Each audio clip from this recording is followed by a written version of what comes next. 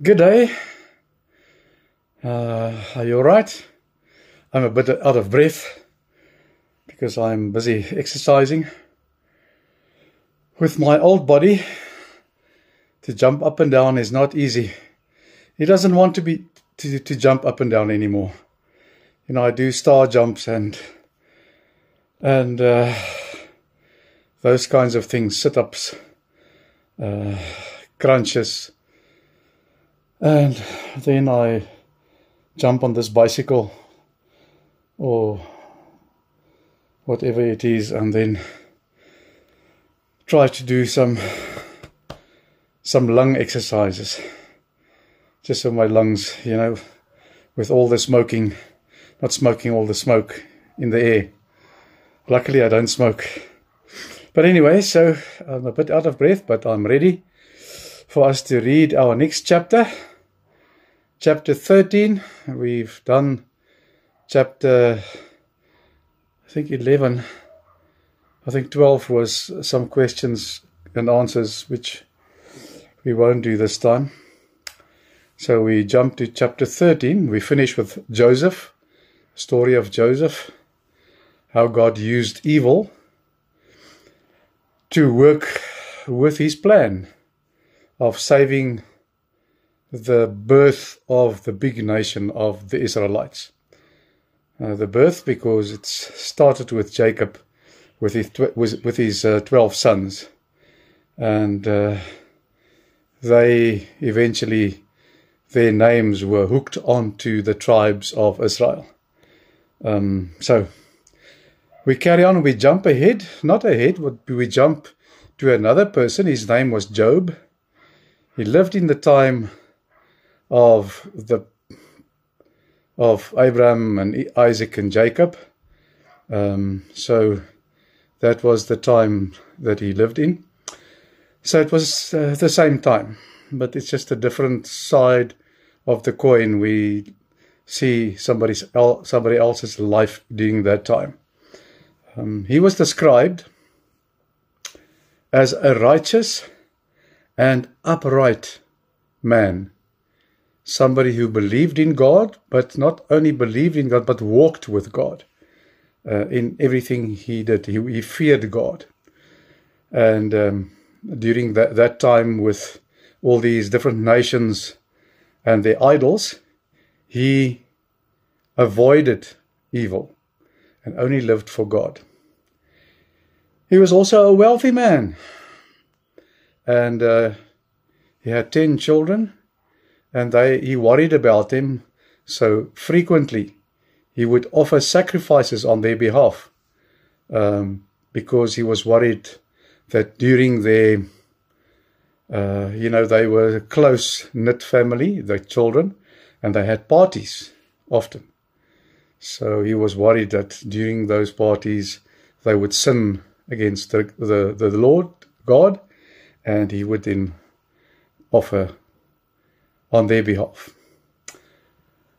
Now, one day, Satan appeared before the Lord, and he also knew about Job and his life, and he suggested that Job only served God because of all the blessings God gave him, you know, the material blessings and the protection he received.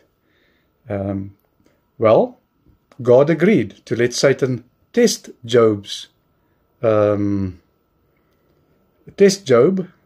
his relationship with God by attacking his possessions. He can do anything with Job's possessions and his family and everybody, except God said to Satan, "You are not allowed to touch Job."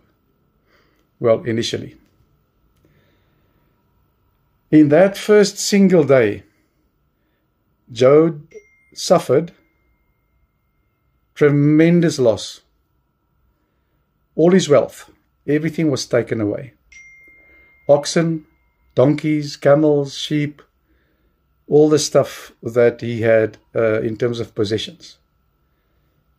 All his servants, he had many, many, many servants. They were all killed. And then lastly, his 10 children died.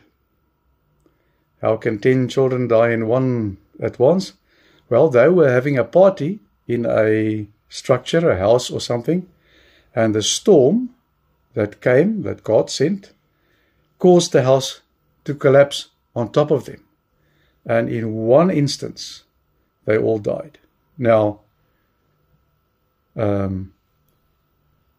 Job got this news all at once, or roughly at the same time. You know, his wealth, his oxen, or his sheep, and then he got the news of his servants and his children. It must have been devastating for Job to suddenly lose everything that is important to you.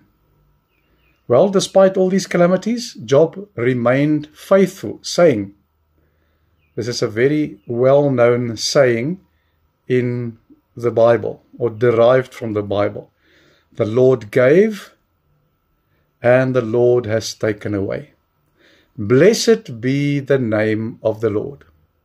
So he accepted that God gives, but he can take away any time because it belongs to him.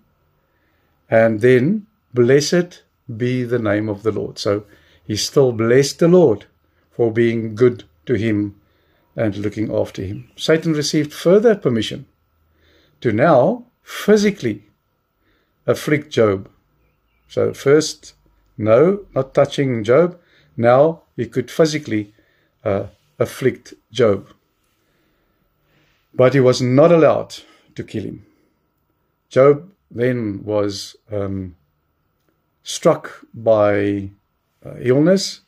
He was covered in painful sores, and he had to sit among the ashes, you know, where they throw away all their rubbish and stuff, rubbish heap.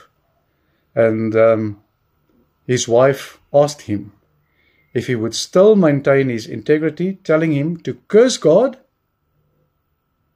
and die, rather than sitting there with this tremendous pain and the sores that was covering his whole body.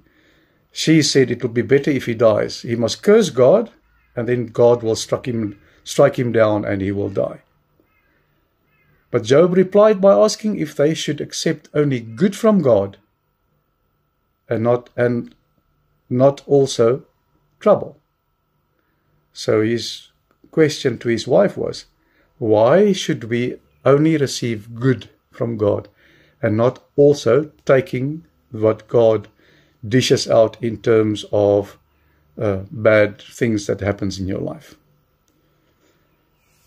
Job had 3 friends. This is also a very important part of Job's life during this time that he was so ill and,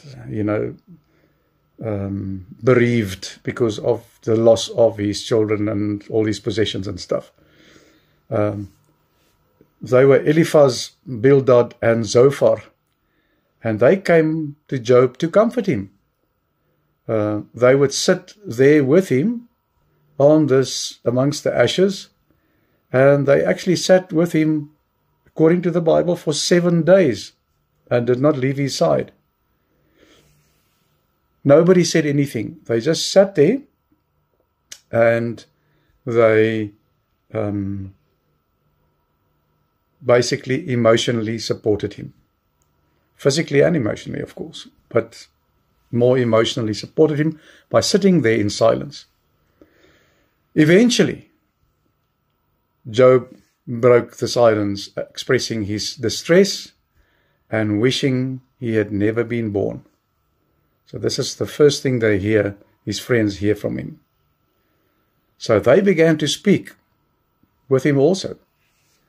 And they argued that Job must be suffering due to his sins that he does not know about. Something that he did that he's not aware of, and now God is punishing him. But Job maintained his innocence. He looked forward to the future, trusting that the Redeemer would come, Jesus, the Messiah. Remember, they all knew about the coming of the Messiah one day. and that he would see him anyway after his death. So if he doesn't see him while he's alive, he will see him after his death. He persisted in claiming that he was righteous in his ways, in his serving the Lord. He never once said that he was that God punished him for his sins. He knew that there must have been something else. Well, a younger man, his name was Elihu, joined the discussion. Elihu rebuked the friends for their incorrect accusations. The fact that they said that he did some sin somewhere that he did not know about. He also criticized Job for focusing too much on his own righteousness. So they say that his friends said that God is punishing him perhaps for what he did wrong. And Job maintained that he was a righteous person, righteous in front of God. So this fourth person who came rebuked these guys for accusing him, but he also criticized Job for focusing on the fact that he is righteous. Job saw himself as only righteous. So Elihu taught that suffering could be a tool, not necessarily to punish, but for a divine instruction from God, or a correction of what you are doing. So God would use bad things so that you can learn through those things and know that God is trying to tell me something. I must fix something in my life. Well, finally, God spoke directly to Job out of a storm. God questioned Job about the massive scale and complexity of creation. He told him, look what I have done. I am the God who created everything. He humbled Job because Job thought he was so great and righteous. And then God asked him, where were you when I created heavens and earth, everything that you see? So Job realized his limits, and he realized how small he is. And that's something that we must always remember, how great and how big God is, how almighty God is, and how small we are in front of the Almighty God. And that silenced Job. He expressed his repentance in dust and ashes, there where he sat.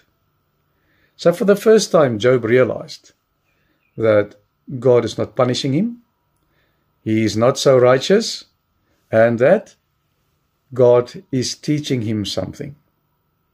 Well, God also criticized the three friends and commanded Job, he said to Job, to offer sacrifices and pray for them. So those three, for the sins they have done, Job needed to offer sacrifices and pray for them so that God could forgive them. So now, after this whole episode of Job being so very ill and his friends criticizing him, and the fourth guy, Elihu, who came to explain to him exactly why and what was actually happening, God granted him twice the wealth, double the wealth that he had before. So if he had 1,000 camels, he now had 2,000 camels, etc., etc. And then, that's not all. Job was blessed with 7 more sons and 3 new daughters. So he lived after this whole episode for another 140 years.